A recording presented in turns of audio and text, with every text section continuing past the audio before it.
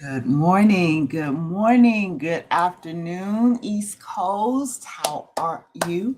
I pray all is well where you are. I pray that you are in a posture of gratitude today and every day, but especially today. I'm grateful as for those of you that acknowledge and celebrate Passover. We're in that first day of Passover. It started last night at sundown, and this is one of the high Sabbath days in the Jewish calendar. It's not a Sabbath that falls from Friday evening to Saturday evening. It is specifically set apart as a high Sabbath because it is a very, very sacred celebration and time of feasting. And I am grateful.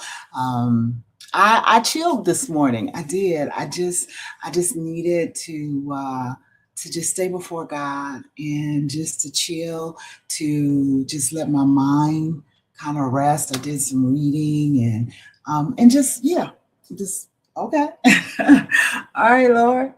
Um, it is amazing to me. I did a live yesterday afternoon, leading into the Passover, and so that people could understand the relevance of what this is. I know you guys will all be, well, I won't say all of you, but a lot of you will be celebrating Good Friday day after. What's today? Thursday. Tomorrow, you will be celebrating Good Friday. But technically, right now was the time that Christ was laying in a borrowed tomb for our sake. His body was laying in a borrowed tomb for our sake. They made sure they got him off the cross and into the tomb prior to sundown on, and it's called the Sabbath. So a lot of times you equate it with the Sabbath that falls on a Saturday, but because it was the feast of Passover, they in the Jewish culture did no work during that Sabbath, and so they made sure they got him into the grave, the borrowed tomb. It wasn't a grave, a borrowed tomb, prior to sundown, which would have been yesterday. Which would have been yesterday.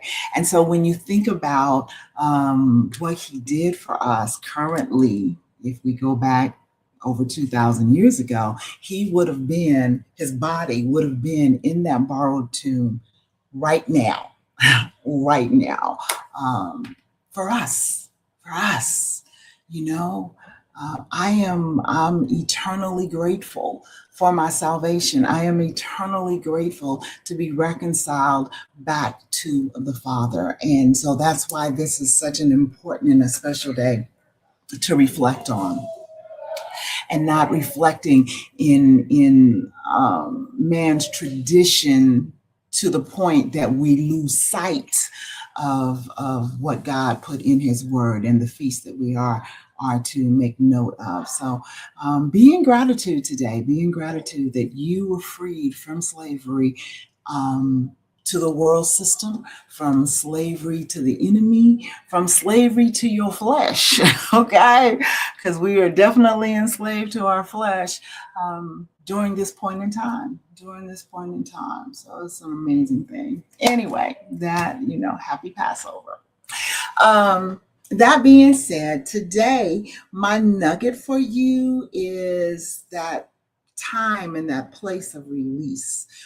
When you finally get to a place of release in God, no matter what you've been walking through, no matter what you've been struggling with, there is a place where you are able to ascend in Him and go,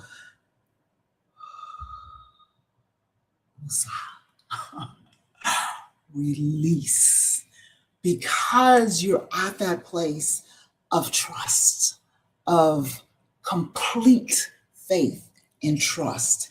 And there are times when you have to remind yourself over and over again, I will not take down, I will not lower my trust in you, God. I trust you. I believe you. Things will hit you and it'll shake you for a moment, but then you come right back full circle to, Lord, I trust you. And I will not take down my stand for anything, for anything. I will hold firm in my trust in you. No matter what I see in the natural, no matter what I'm experiencing in the natural, I believe God. I believe God. And that's the place that we have to get to. That is that place of release. And so I'm encouraging you. There's so much we walk through on a daily basis. On a daily basis. And some of it may seem small to others, but it's monumental to you. Even in that place. And then there's others that things that we walk through and people be like, God, I don't know how you did that and how you're making it and how you're still. And what the enemy will come and try to say is, I don't see why you're still trusting God, because all of this is still going on. And that's that place where you get to where you say, I won't take down. I will not take down. Remember Job.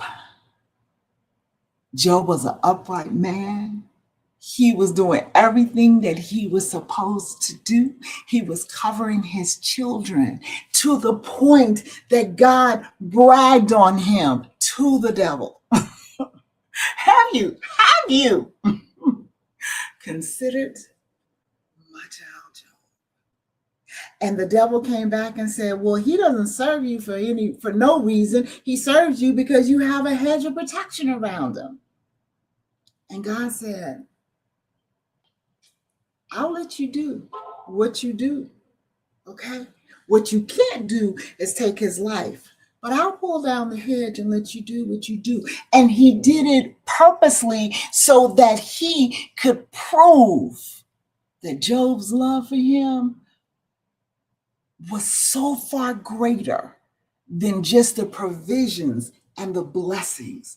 And that's what we have to keep in mind, that our love for God transcends blessings. It transcends good health. It transcends money in the bank. It transcends all is well. It is because of who he is and who he is in our heart.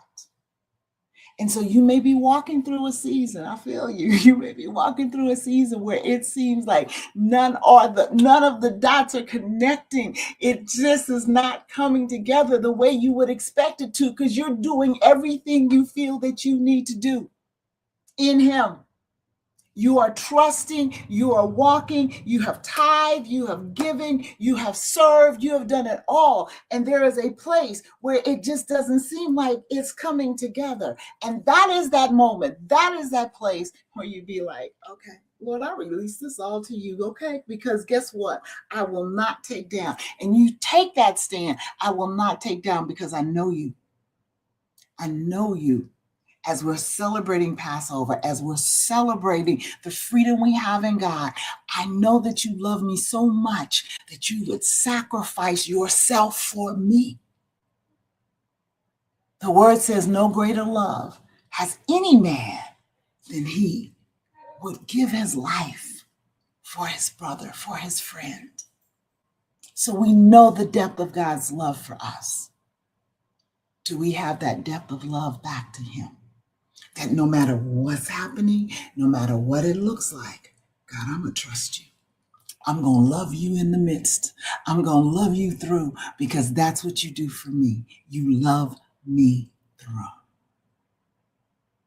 So I'm praying your place of release is at hand, where you let it go. I promise you, when you let it go, when you just like, you got it, Lord. I don't care what I see. I don't care what I hear. I don't care what I feel. I trust you and you got this. That's your place of release. And when you reach that place, the weights come off. And you will see the hand of God move in such a miraculous and incredible way that you'd be like, whew, Job got double for his trouble. That's it. I love you with the love of Christ, and that is immense. That is immense.